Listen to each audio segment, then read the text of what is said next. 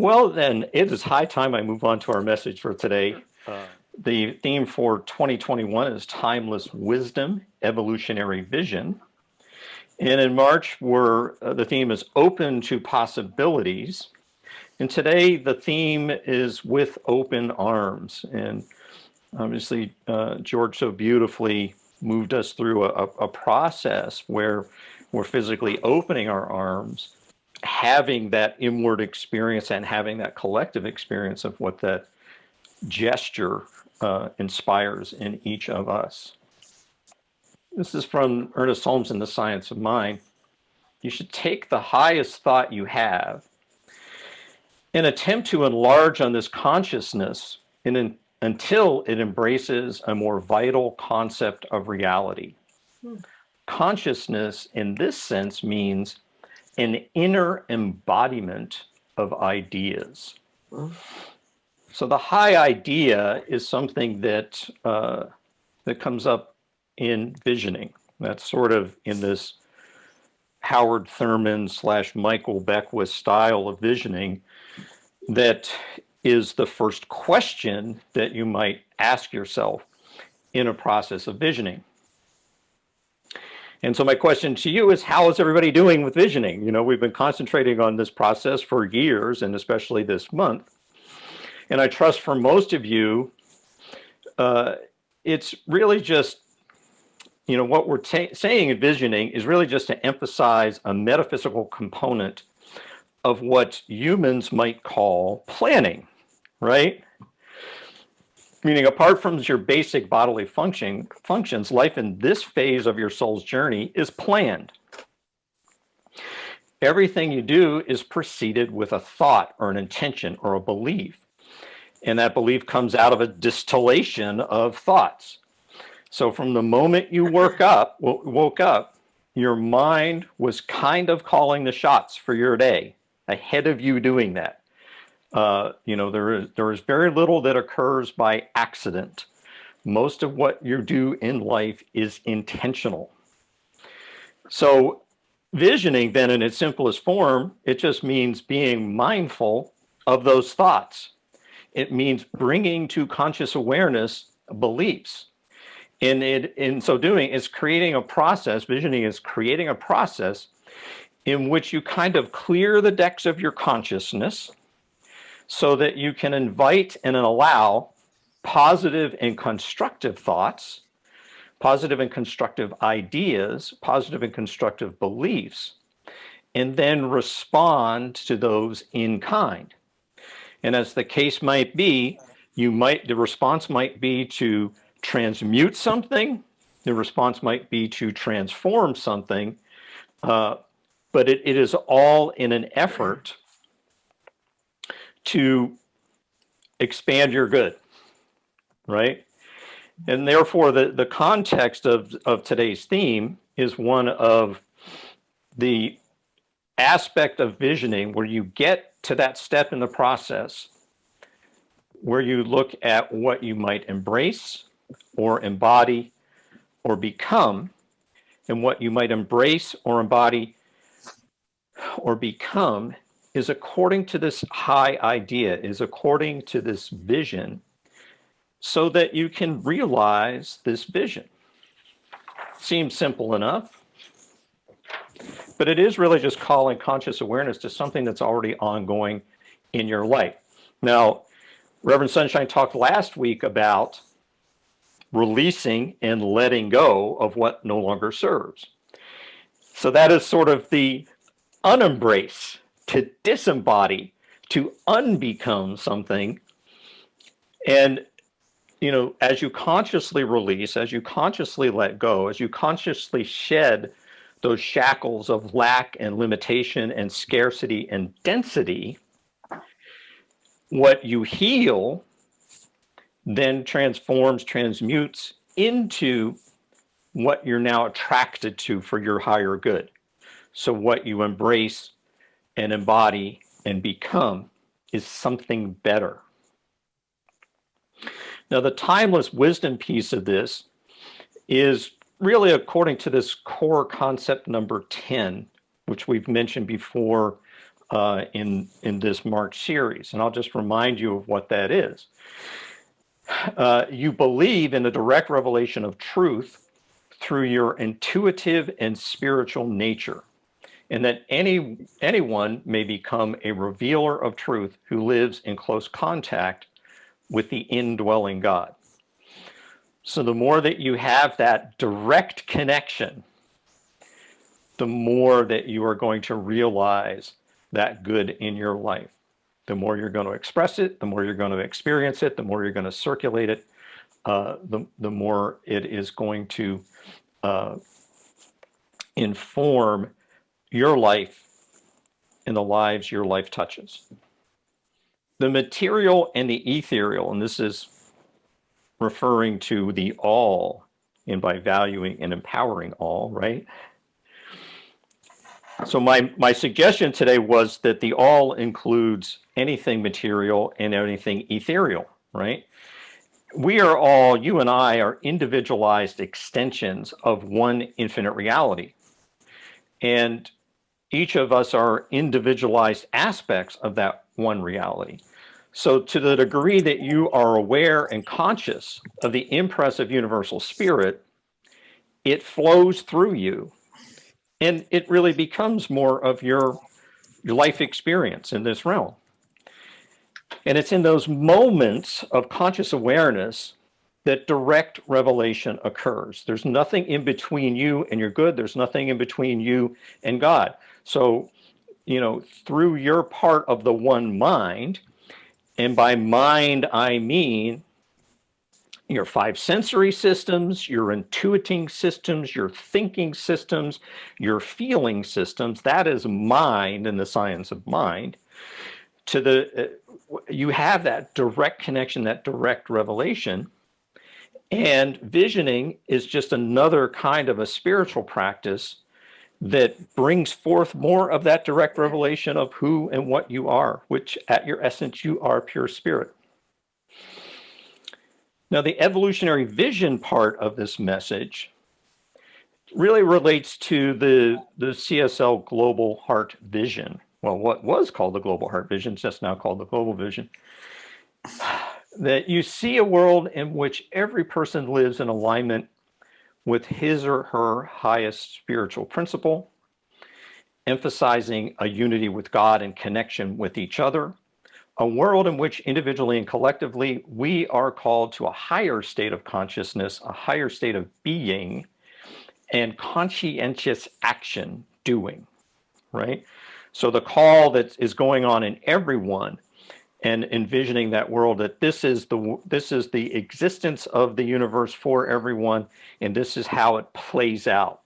So there is a world of consciousness in which everybody has a degree of awareness of, a degree of practice of, that is, by our intention, ever expanding in that higher good direction, right? So that consciousness, that state of being, leads to conscientious action that is in integrity with that consciousness, and that is the doing part. So, that sounds really cool. It's a little esoteric. It's a little airy-fairy. It's a bit far afield from what are some really basic, simple practices and principles, right? Well, why are we here doing what we're doing? We're here doing what we're doing to feel better, right? Now, that means two things to me, and I've said this before, but I'll just remind you what two things feeling better means, right? Feeling better means inwardly, I'm feeling better. My life is tending toward the positive. I'm having more good experiences. I am more at peace, more in love, more compassionate, right? So that's one side. You experience and express, circulate, and connect better, right? But the other side is the feeling faculty. And I think this is part of what visioning explores for you personally and collectively, as we collectively build visions like around our Downey Center for Spiritual Living community. And that is the ability to feel, that feeling faculty, that ability to notice to intuit, whether it's something inward, because this is, I'm probably alone here, but that's part of my challenge is, how do I get real with my own feelings, right? How do I be authentic? How do I be in integrity that with what's really going on inwardly? So I improve my faculty to feel that way. And I'm improving my ability, my faculty to notice that and sense that in the world around me, so that I can be more genuinely empathetic. I can have more genuine empathy, and therefore I can be a more compassionate being. And therefore my actions are conscientious, in integrity, guided by that feeling faculty. So that is the feeling better part. That's why I am here. I trust that's why you are here, to feel better, to actually have the experience of feeling better, and to be able to have that faculty, that ability to notice feeling and grow in that goodness of feeling. And I love this quote from Michael Beckwith that says, by asking what qualities you must cultivate in support of your vision, you come into direct contact with your growing edge. And the growing edge is that area that, you know, you're sort of stretching. You're moving into something better. It's not quite there yet. It's still percolating. Now, the qualities to which Reverend Michael is referring, here's a little list of that. So these are a list of qualities. Qualities in science of mind speak are synonymous with positive feelings, inward sensations, those things that are constructive and positive and compassionate and connective. So you might just look at this list and see if any of those things that you're feeling, or any of those things that you are growing into, that are at your growing edge, you know, or something that is there, it's present. You know, you might have a feeling of order in your life, but you might be called to become more orderly, so to speak. It is these qualities, these God qualities, that we come back to this direct revelation, right? And the way that we are creating that opportunity for direct revelation is through our spiritual practices. Now, like anything else, like if you're trying to improve your physical fitness, as Sunny Day can attest, right? That means that you're changing your diet and your exercise. You're eating more healthy, you're more conscious of what you're eating, and you're changing or increasing or varying your exercise. And you're doing that on a day-by-day basis over a period of weeks and months and years. And so it is with improving one's metaphysical fitness. Spiritual practices are what improve your metaphysical fitness in the same way that diet and exercise improve your physical fitness, your body temple fitness. So those are just 9 spiritual practices that we talk about, but I put a box around visioning, and you notice that there's an interconnection between meditation and treatment, affirmation, and prayer. And as I've mentioned before, and I will refer back to this in a minute, that visioning kind of is born out of a meditative process. And then what you harvest, what you glean, what you catch in your vision is something around which you affirm or you pray or you meditate. So it's a really neat interconnected process. And then this gets back to the complicated and esoteric because, and it is a mind map, it's designed to be unstructured in a certain way. But you notice at the center of this, the question is, what's Spirit's highest idea or vision for me, my group, my life, my project, whatever, right? And the second thing is, what is the quality or the character or the feeling tone of this idea, this divine idea? And today we're looking at what might be embraced or what might I become to more fully express or realize or demonstrate this vision, right? Embrace, embody, and become. Now, it seems a bit, there's a difference between something that is complicated and something that is elegant. Have you ever heard that before? Say, it's a complicated system, kind of has a negative connotation. But when somebody says it's an elegant system, it means it might have complexities to it, but overall it's a beautiful thing, right? And so it is with certain kinds of artwork. I'm reminded of something that's like that pointillism genre, right? Where it is made with thousands and thousands of little dots, and of course, what we're all looking at on our screens today is composed of thousands and thousands of little dots, right? But that is a fairly complicated system, but taken all together, it's very elegant. And the results are beautiful. The results are magnificent. And, I also want to call out that, oftentimes visioning gets a little ritualized, right? And, gets a little, I don't know what you want to call it, but prayer cushiony. It's sort of, this is a spiritual practice that's left for this particular set of circumstances and conditions and practices and processes and ritual, right? I'll share a little story. Reverend Michael, from time to time at Agape, would ask certain parts of his leadership to engage in what I will later refer to as intensive visioning. But there would be something sort of on the horns of a dilemma, let's say, or something that's just aching to be birthed within the Agape community. And so he would gather his leadership and they would vision every morning. And they usually, I heard about this by way of, we had to be up at 4:30 this morning to vision with Reverend Michael, right? But he would do this every day for a period of time, sometimes weeks at a time, that any given category in his leadership group, and there are several different leadership groups within Agape, would do this kind of intensive everyday visioning. And so I had the opportunity to move people through visioning process, or communities through visioning process, that was compressed. We vision once a month at Downey Center for Spiritual Living for Downey Center for Spiritual Living.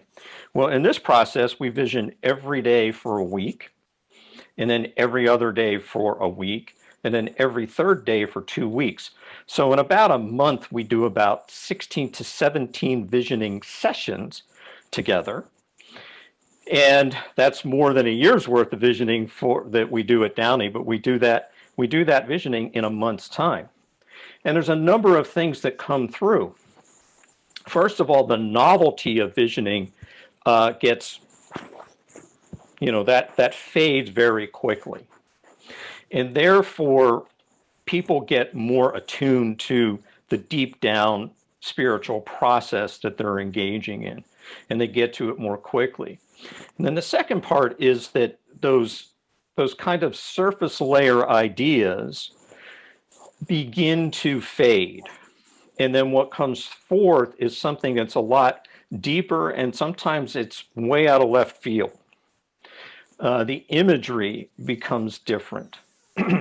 So, we're saying that visioning is using the creative process of the science of mind, and it really is, because we are following that seed, soil, plant process, meaning the seed we're planting is the questioning, it is the preparation and consciousness, right? And then we're allowing the creative medium to bring those ideas to conscious mind, so that is the manifestation. The direct revelation of that visioning is the feeling, the quality, the character that comes through that visioning.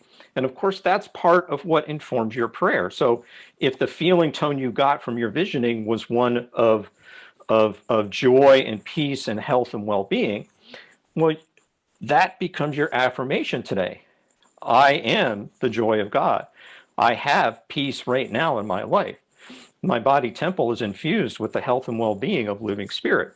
Those become your affirmations for that day, born out of your visioning process. And that may not have come to your conscious awareness any other way in that moment, other than going through the visioning process. So there is something to that facet. There is a dimension to your consciousness that grows, that gets to that growing edge through visioning, and perhaps not in any other easy way. So when we talk about embrace, embody, and become, and this is some, Reverend Jeffrey Ryan is the person who prepared our message for today, our notes for today. He's the senior minister at Riverside Center for Spiritual Living, and he also heads up the visioning core for the entire denomination for Center for Spiritual Living. So his question is, what do you welcome with open arms today? You know, what might I embrace? What changes do I wrap my arms around that I hold lovingly, and what do I nurture in that way? To embody, when I embody something, I've assimilated it into my consciousness so much that it becomes instinctual. The other word that Reverend Jeffrey uses, it becomes causal, meaning it's so deep down in me, it does not necessarily require conscious awareness or processing anymore. It's just motivating. It's just pulling. It's just guiding my thoughts and my actions. And then become, he's referring to allowing. It's allowing that which you already are, and at your essence, you are pure spirit. It's allowing that pure spirit to come forth, to express in new and profound ways, to come to a greater experience and expression for yourself. So they also talk about the vision not being manifested. So some people that works, meaning the idea becomes the thing, and the idea for their vision might be a new home. That might be what comes through visioning. And therefore, their working consciousness is guided by finding a new home and building a new home, or improving the home they're in, or whatever it might be. And that is in a way manifesting the vision. But the vision is kind of self-manifesting from a science of mind point of view, because as you vision, you are feeling the feelings that the vision is calling forth. So you're feeling that love, that peace, that joy, that connection, that communion, that circulation, that flow of something good expanding in your life. And that is the manifestation, because as that's happening in my consciousness, as that's happening in my being, as I am feeling more loving and more peaceful and more joyful in my life, I express more love and peace and joy in my life. And I notice more love and peace and joy in the world around me. So I am aligning to that good which is already so. And of course, this is what is happening through a visioning process as well. You're aligning to what is already so about you, and you're just really negotiating where the growing edge is, what might be released, what might be embraced, what else am I bringing, right? So this is also from Reverend Michael, and he says, your willingness to change allows you to participate in your growth and development with greater ease, with trust in yourself and confidence in the process.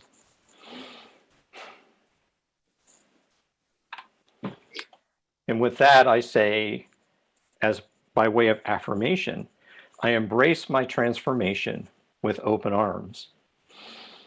And to add, with ease and trust and confidence in that process.